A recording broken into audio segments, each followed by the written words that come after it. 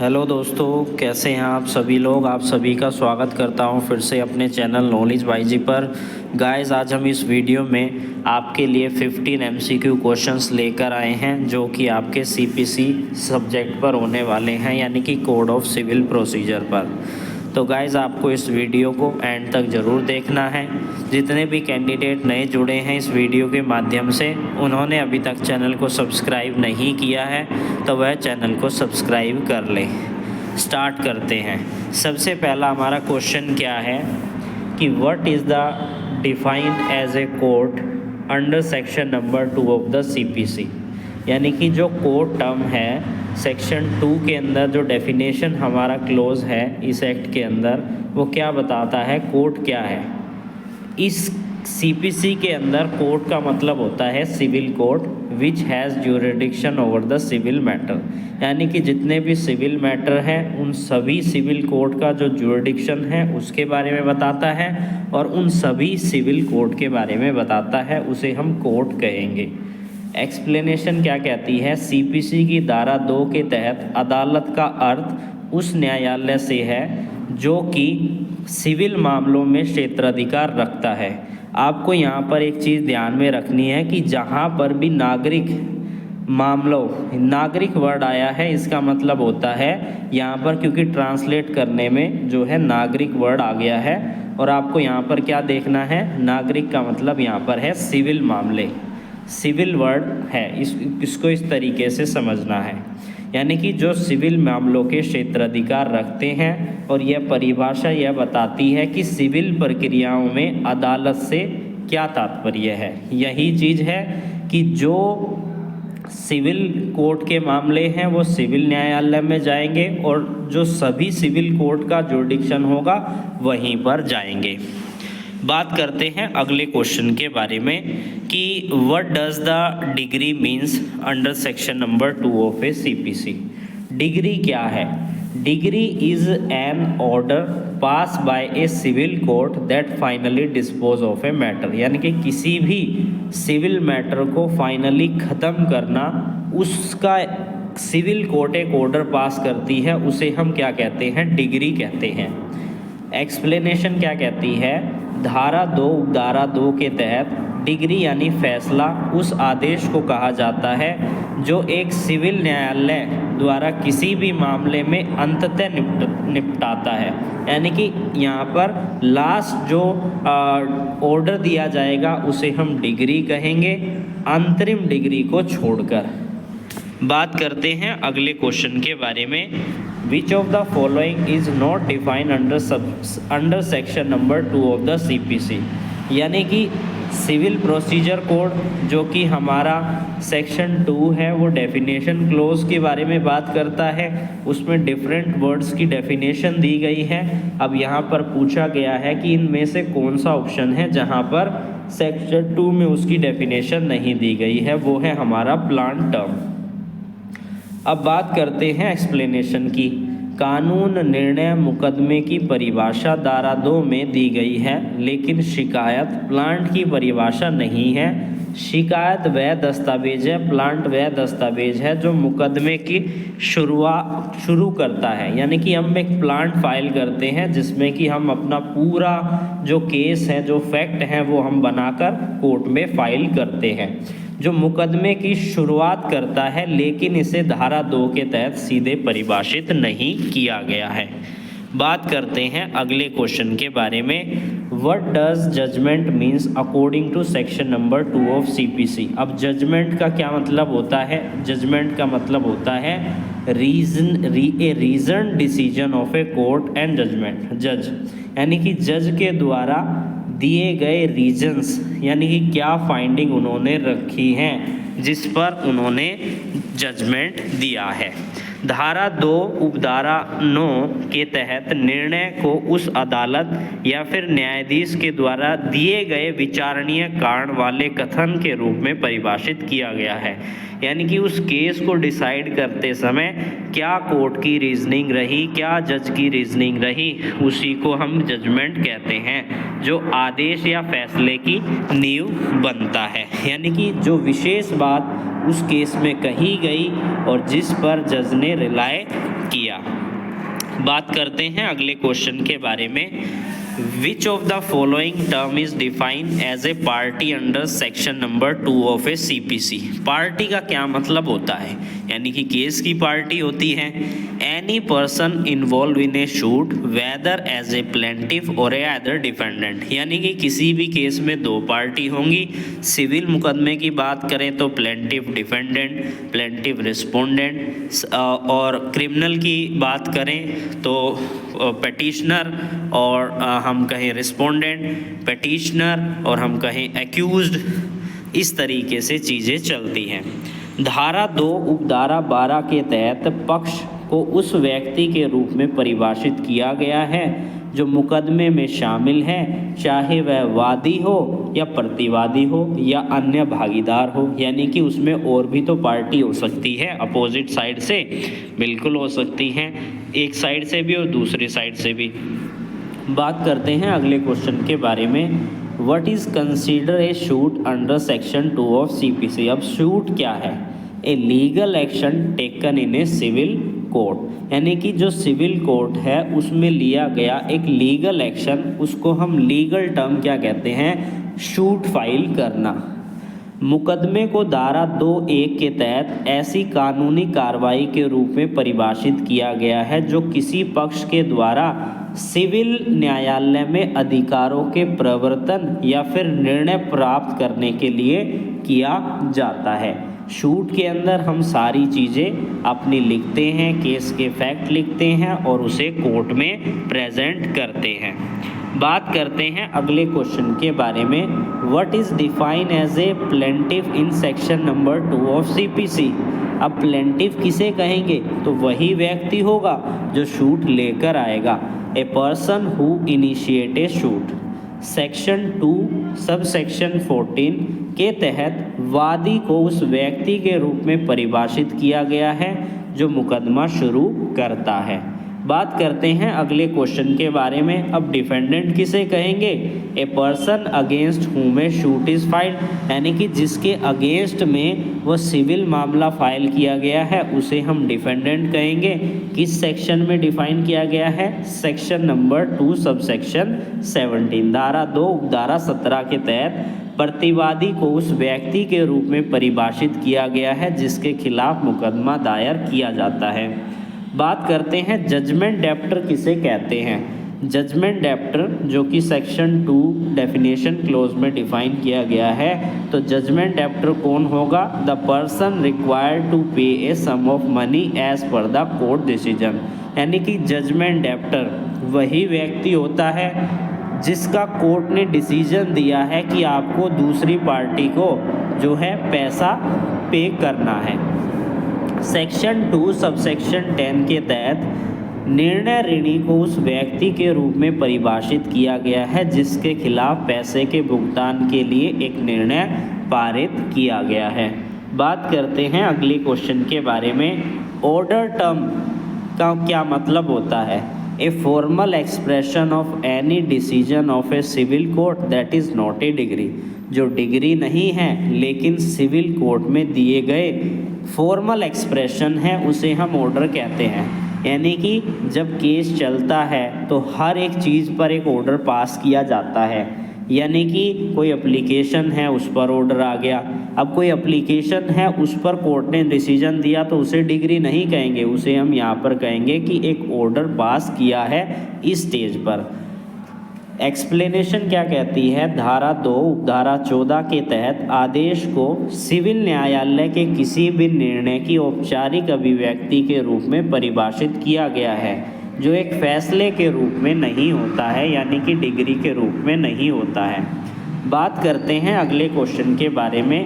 What does section 5 of CPC preliminary deal with. Section 5 किस चीज़ से deal करता है?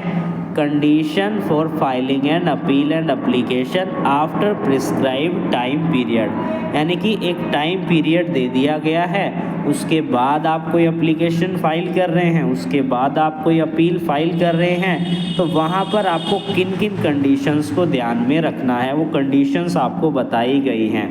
एक्सप्लेनेशन क्या कहती है? सीपीसी की धारा 5 विशेष रूप से निर्धारित समय सीमा के बाद अपील या आवेदन दाखिल करने की स्थिति में समय विस्तार की शर्तों से संबंधित है। यदि याचिकाकर्ता या आवेदक उचित कारण दिखा सके तो अदालत देरी को माफ़ कर सकती है, यानी कि जो डिले हुआ है उसको माफ़ किया जा सकता है। बात करते हैं अगले क्वेश्चन के बारे में। Under section number 5 of CPC who has a burden to prove sufficient cause for a delay. अब कौन यह प्रूव करेगा कि डिले हुआ है? जो एप्लीकेशन लेके आया है, यानी जो अप्लीकेंट है, जो अपीलेंट है, वही इस बर्डन ऑफ प्रूफ को दूर करेगा। धारा 5 के अनुसार अपील या आवेदक दाखिल करने में देरी के लिए उचित कारण साबित करने की जिम्मेदारी अपीलकर्ता की होती है या आवेदक की होती है जो उसको लेकर आया है, कोई एप्लीकेशन है या फिर कोई अपील उसने फाइल की है।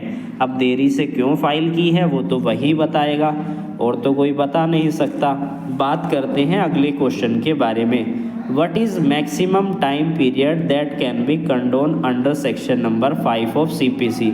अब क्या सेक्शन नंबर 5 ऑफ सीपीसी में ये भी बताया गया है कि जो समय सीमा जो डिले हुआ है वो इतने दिन का डिले होगा तभी माफ़ किया जाएगा, या क्या कोई समय सीमा निर्धारित की गई है? द कोर्ट में decide based on it's situation. यह सिचुएशन के बेस पर है, यानी कि यहाँ पर कोर्ट के डिस्क्रिएशन है, कोर्ट अपने अनुसार इसको डिसाइड करेगी। धारा 5 सीपीसी में देरी को माफ़ करने के लिए कोई अधिकतम समय सीमा नहीं तय की गई है। अदालत यह तय करने का विवेक रखती है कि उचित कारण क्या है और वह कितने समय अनुचित देगी, यानी कि उसके ऊपर है कि अगर ऐसी सिचुएशन होती तो इतने दिन का डिले हो सकता था। बात करते हैं अगले क्वेश्चन के बारे में। Can section 5 of CPC be apply to condone delay in filing a revision petition. क्या रिवीजन पिटीशन को फाइल करने में डिले हुआ है तो उसकी माफ़ी के लिए भी सेक्शन 5 अप्लीकेबल है? Yes, it can be apply to condone delay in the revision petition. Explanation क्या कहती है? धारा 5 सीपीसी का उपयोग केवल अपील के लिए नहीं बल्कि संशोधित याचिका के लिए भी किया जा सकता है, बशर्ते कि याचिकाकर्ता देरी के लिए उचित कारण दिखाए। आप सभी स्टूडेंट से जो भी इस वीडियो को देख रहे हैं, अगर आपको किसी क्वेश्चन में कोई कन्फ्यूज़न आती है, आपको लग रहा है उसका कोई और ऑप्शन है जो कि सही है, तो आप हमें कमेंट सेक्शन में उसका करेक्ट आंसर बता सकते हैं, ताकि जो और स्टूडेंट इस वीडियो के माध्यम से चीज़ों को याद कर रहे हैं वो उसे गलत याद ना करें और आप भी हमारे साथ सहयोग बनाए रखें। अगर सारे क्वेश्चन सही है आपके अनुसार तो कमेंट सेक्शन में कमेंट करके ज़रूर लिखिए कि ऑल क्वेश्चंस आर करेक्ट। अब हम चलते हैं अगले क्वेश्चन पर, और बिल्कुल भी बोर नहीं होना है, अच्छे से आपको चीज़ें सुननी है, ध्यान से, आपको ईजिली याद हो जाएगी। बिल्कुल अच्छे तरीके से मैं अपनी वीडियोज़ में आपको समझाऊँगा। बात करते हैं अगले क्वेश्चन के बारे में। Which of the following is true regarding the application of section number 5 of CPC. अब यहाँ पर क्या पूछा गया है कि सेक्शन नंबर 5 से रिलेटेड एप्लीकेशन जो आप लेकर आते हो उससे रिलेटेड इन सभी में से कौन सी स्टेटमेंट सही है। पहली स्टेटमेंट क्या कह रही है? It apply only when the delay is more than 19 days. Second है it apply when the delay is less than 30 days. Third है it apply when there is delay in filing an appeal and application. Fourth है it can not be apply to condone delay in a suit. हमने अभी पढ़ा था section 5 जो कि application और appeal से डिले होने के बारे में बात करता है, तो इसका करेक्ट आंसर यही है। एक्सप्लेनेशन क्या कहती है? धारा 5 सीपीसी तब लागू होती है जब अपील या आवेदक दाखिल करने में देरी हो या फिर निर्धारित समय सीमा समाप्त हो गई हो। इसका उपयोग तब किया जाता है जब पक्षकार देरी को सही ठहरा सके, यानी कि क्यों आपका डिले हुआ है आप बताइए। बात करते हैं अगले क्वेश्चन के बारे में। What is a primary focus of A section number 3 of a CPC. क्या है एग्जैक्टली क्या फोकस किया गया है कि सिविल प्रोसीडिंग के अंदर सीपीसी की जितने भी एप्लीकेशन है उससे ये डील करता है सेक्शन नंबर 3। एक्सप्लेनेशन क्या कहती है, धारा 3 सीपीसी का मुख्य फोकस यही है कि सीपीसी के प्रावधान सभी सिविल मामलों में किसी भी अदालत में लागू होते हैं जब तक कि इसके लिए अलग से कोई प्रावधान ना हो, यानी विशेष प्रावधान ना हो। यह सिविल मामलों में सीपीसी की सामान्य लागूता को स्थापित करता है। बात करते हैं अगले क्वेश्चन के बारे में। Under section number 3 of CPC when it is a code apply, यानी कि किस तरीके का कोड होगा, सिविल प्रोसीडिंग का होगा। In all civil proceeding unless specially excluded, यानी कि कोई विशेष प्रावधान आ जाए वो उसे बाहर कर दे तो हो सकता है, अन्यथा सिविल प्रोसीडिंग सिविल मामलों की तरीके से ही चलेगी। एक्सप्लेनेशन क्या कहती है कि यह संहिता सभी सिविल मामलों में अदालत पर लागू होती है सिवाय इसके कि इसे किसी अन्य कानून या विशेष प्रावधान के द्वारा विशेष रूप से बाहर रखा गया हो। इसका मतलब है कि सिविल का सीपीसी का सिविल मामलों में व्यापक रूप से उपयोग किया जाता है। बात करते हैं अगले क्वेश्चन के बारे में। What type of proceeding does section 3 of CPC not covered, इन सभी में से क्रिमिनल मामलों को वो नहीं देखता है, यानी कि अगर कोई डेप्ट है तो वहाँ पर सिविल शूट आएगा, प्रॉपर्टी डिस्प्यूट है, फैमिली लॉस डिस्प्यूट है तो वो सिविल शूट के अंदर आ जाता है। लेकिन क्रिमिनल केसेस तो क्रिमिनल लॉ के अनुसार ही डील किए जाएंगे। एक्सप्लेनेशन क्या कहती है, धारा 3 सीपीसी केवल सिविल मामलों पर लागू होता है और इसे दंडात्मक मामलों को शामिल नहीं किया गया है। दंडात्मक मामलों के लिए सीआरपीसी द्वारा निर्धारित किया जाता है, लेकिन अब नए कानून आ चुके हैं जो कि सीआरपीसी की जगह पर हमारा बीएनएसएस आ गया है, भारतीय नागरिक सुरक्षा संहिता 2023, ना कि सीपीसी द्वारा। बात करते हैं अगले क्वेश्चन के बारे में। अगला क्वेश्चन क्या कह रहा है, how does section 3 of CPC effect the ability of a court in the context of a shoot, it ensure the CPC apply in all type of shoot. Explanation क्या कहती है, धारा 3 यह सुनिश्चित करती है कि सीपीसी के प्रावधान सभी प्रकार के सिविल मामलों पर लागू होते हैं जब तक कि किसी अन्य कानून या विशेष प्रावधान के द्वारा विशेष छूट ना दी जाए। बात करते हैं अगले क्वेश्चन के बारे में। Which of the following is true regarding the scope of section number 3 of a CPC, it apply to all civil proceeding in all courts unless exclude by any other law.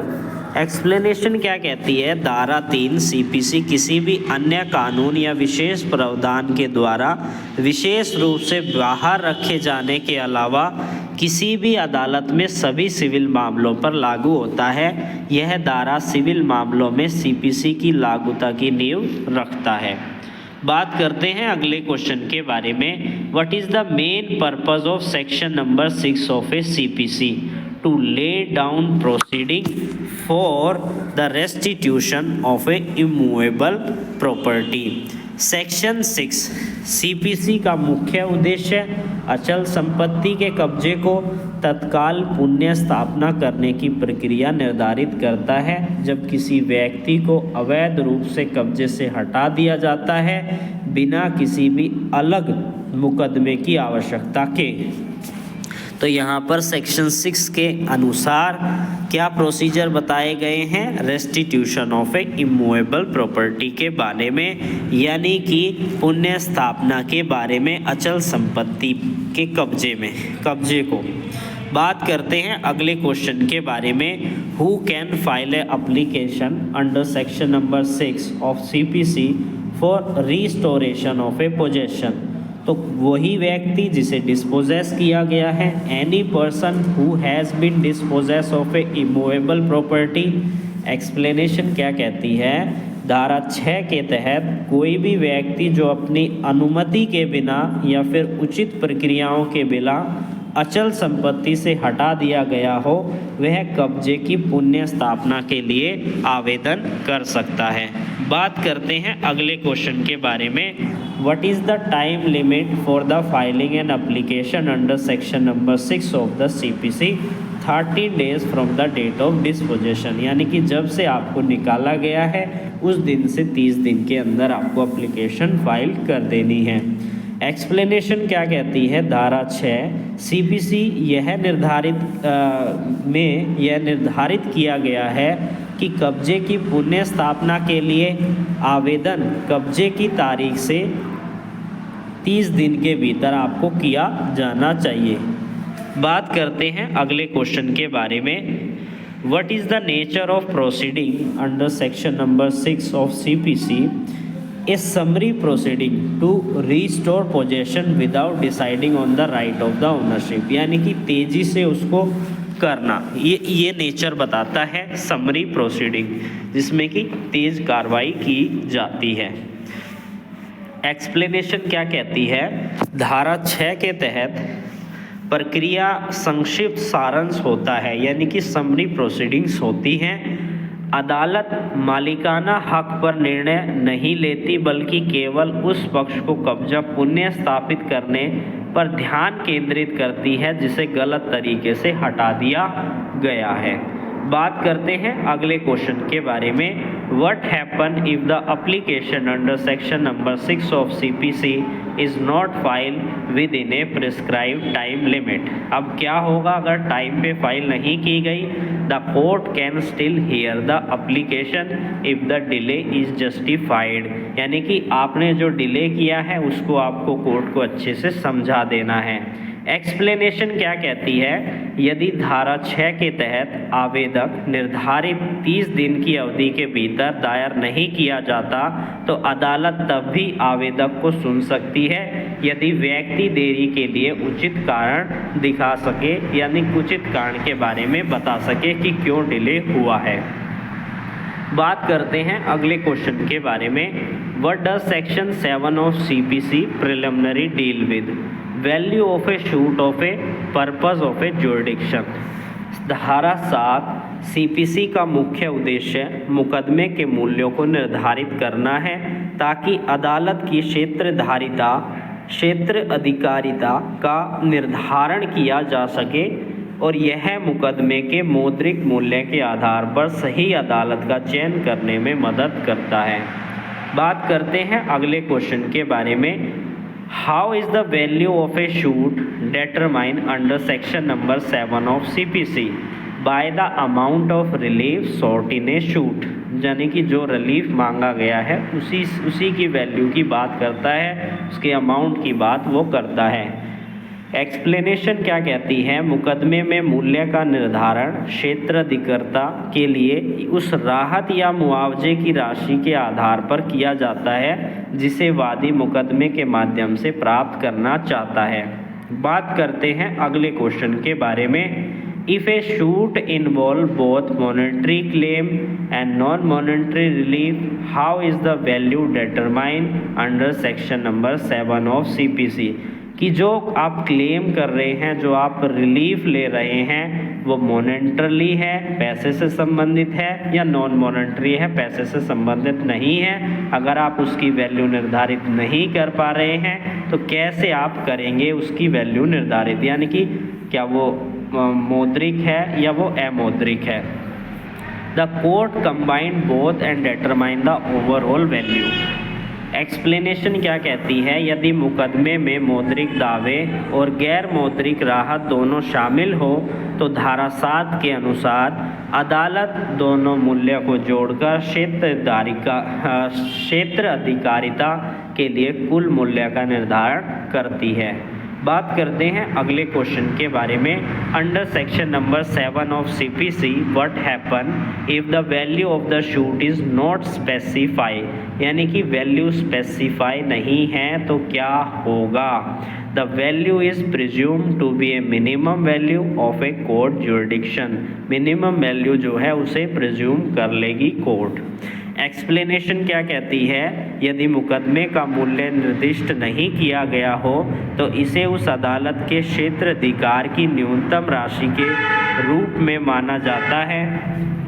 इससे यह सुनिश्चित होता है कि मुकदमा उपयुक्त अदालत में सुना जाएगा। बात करते हैं अगले क्वेश्चन के बारे में। Which of the following is not a factor consider under section number 7 of CPC for determining the value of a shoot the number of witness in the case.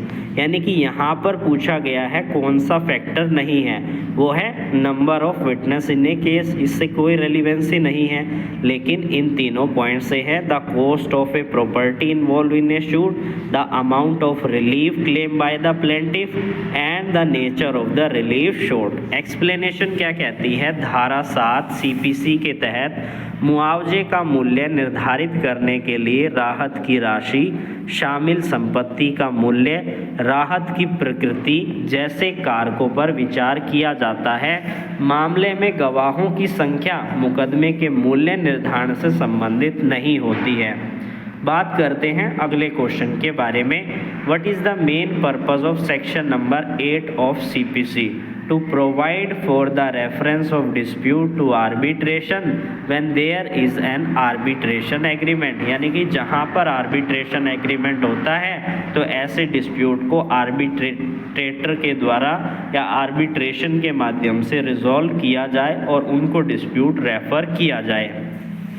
Explanation क्या कहती है, धारा 8 CPC का मुख्य उद्देश्य यह सुनिश्चित करना है कि यदि पक्षों के बीच में वैध मध्यस्थता समझौता है तो उन समझौतों से संबंधित विवादों को अदालत में सुनवाई के बजाय मध्यस्थता के लिए संदर्भित किया जाना चाहिए। बात करते हैं अगले क्वेश्चन के बारे में। Under section number 8 of CPC when can a party apply for the reference of a dispute to the arbitration before submitting a written statement or take any action in a suit? यानी कि shoot में कोई action लेना है या फिर WS file करना है उसे सबमिट करने से पहले। एक्सप्लेनेशन क्या कहती है, धारा 8 CPC में यह निर्धारित किया गया है कि कोई पक्ष मुकदमे के लिए बयान देने या फिर अन्य कोई कार्रवाई करने से पहले मध्यस्थता के लिए संदर्भ के लिए आवेदन कर सकता है। यदि कोई पक्ष ऐसा नहीं करता है तो वह मध्यस्थता की मांग करने का अधिकार खो सकता है। बात करते हैं अगले क्वेश्चन के बारे में। What must a party provide to support their request for the arbitration under a copy of arbitration agreement? Explanation क्या कहती है, धारा 8 के तहत मध्यस्थता के लिए संदर्भ के लिए आवेदन करने के लिए पक्षों को मध्यस्थता समझौते की एक प्रति प्रस्तुत करनी होती है ताकि यह साबित किया जा सके कि विवाद को मध्यस्थता के माध्यम से हल करने के लिए पक्षों के बीच में मौजूदा समझौता है। बात करते हैं अगले क्वेश्चन के बारे में। Can a court refuse to refer a dispute to arbitration under section number 8 of CPC? Yes, if arbitration agreement is deemed invalid or non-existence। Explanation क्या कहती है, धारा 8 के तहत यदि मध्यस्थता समझौता अमान्य, रद्द या अस्तित्वहीन पाया जाए तो अदालत विवाद को मध्यस्थता के लिए संदर्भित करने से इनकार कर सकती है। अदालत को मामले को मध्यस्थता के लिए संदर्भित करने से पहले समझौते की वैधता की जांच करनी होती है। बात करते हैं अगले क्वेश्चन के बारे में। What happen if a party fail to apply for arbitration under section number 8 of CPC with in a prescribe limit? तो क्या होगा, the party loses the right to apply for arbitration. Explanation क्या कहती है, यदि कोई पक्ष धारा 8 CPC के तहत निर्धारित समय सीमा के भीतर मध्यस्थता के लिए आवेदन नहीं करता है तो वह मध्यस्थता की मांग करने का अधिकार खो देता है और मुकदमा सामान्य अदालत के मामले के रूप में आगे बढ़ेगा। बात करते हैं अगले क्वेश्चन के बारे में। What is the main purpose of section number 9 of CPC? To define the jurisdiction of a court in a civil case.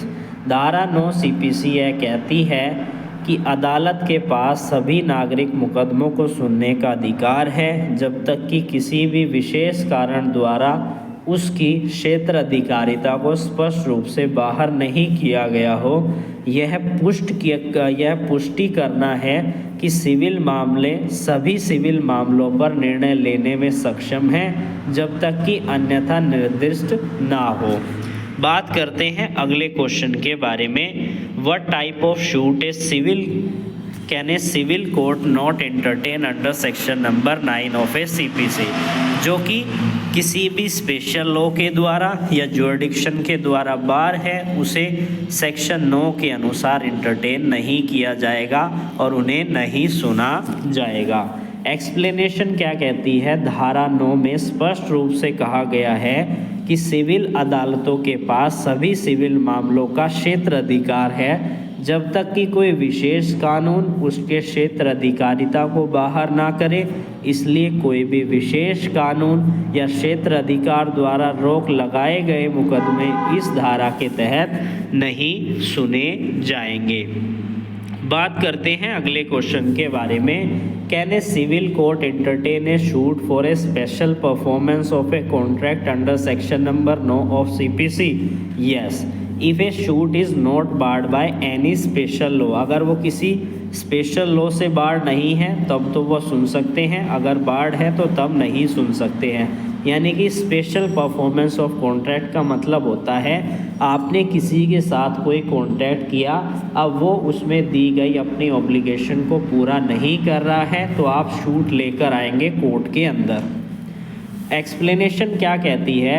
धारा 9 CPC के तहत नागरिक अदालत अनुबंध यानी कि कॉन्ट्रैक्ट की विशेष प्रदर्शन की मांग करने वाले मुकदमे को सुन सकती है जब तक कि किसी विशेष कानून प्रावधान द्वारा उसकी क्षेत्र अधिकारिता बाहर नहीं की गई हो। नागरिक अदालत की क्षेत्र अधिकारिता व्यापक होती है और इसे विशेष प्रदर्शन के लिए मुकदमे शामिल होते हैं। बात करते हैं अगले क्वेश्चन के बारे में। What is the implication of section number 9 of CPC for the jurisdiction of a civil court? Civil court have jurisdiction over all civil suit unless specifically exclude by the law. जैसा कि अभी हमने पढ़ा था। Explanation क्या कहती है? धारा 9 यह स्थापित करती है कि सिविल मामले सभी सिविल मुकदमे पर सामान्य क्षेत्राधिकार होता है, जिससे यह सुनिश्चित होता है कि वह व्यापक सिविल मामलों पर सुनवाई और निर्णय कर सकते हैं जब तक कि किसी विशेष कानून के द्वारा अन्यथा कहा ना जाए। यानी कि जो विशेष कानून है वो कह रहे हैं और उनको सुना जाएगा तो उनके द्वारा सुना जाएगा, अन्यथा सिविल मामलों CPC के द्वारा सुने जाएंगे।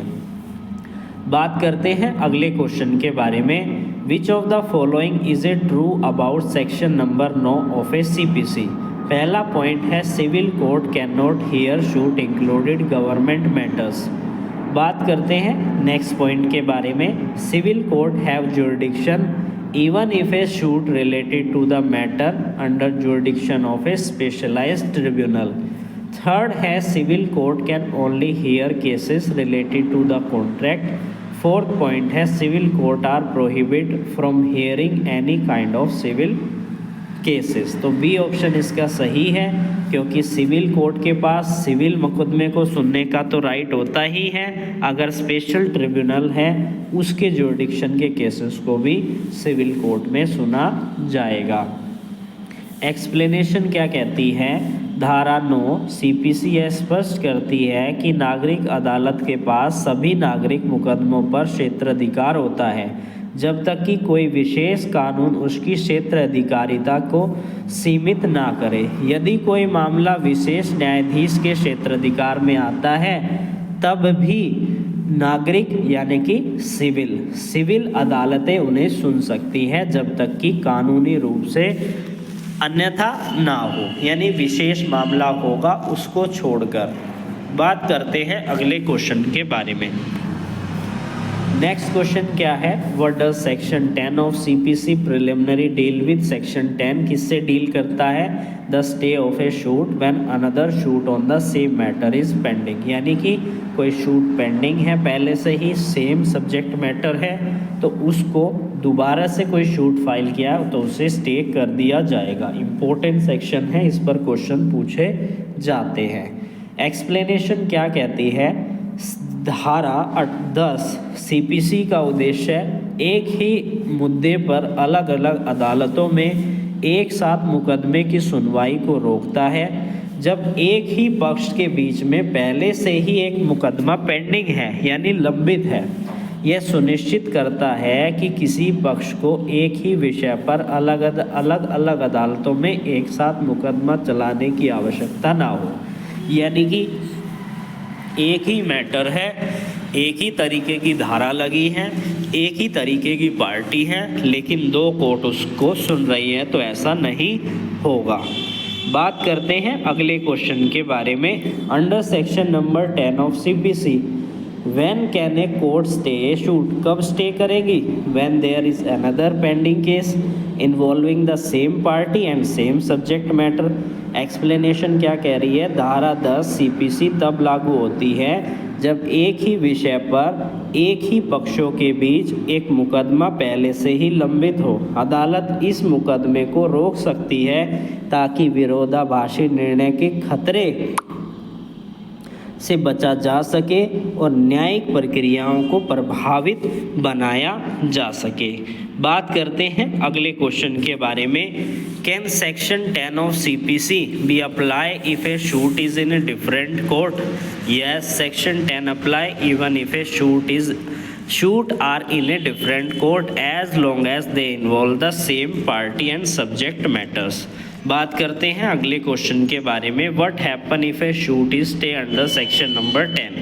The shoot is stay until the pending shoot is decided। धारा 10 सीपीसी के तहत किसी भी मुकदमे को रोका जाता है तो इसका अर्थ है कि उस मुकदमे की प्रक्रिया तब तक अस्थायी रूप से रोक दी जाती है जब तक कि सामान्य पक्ष और विशेष विषय वाले दूसरे पेंडिंग मुकदमों का निर्णय ना हो।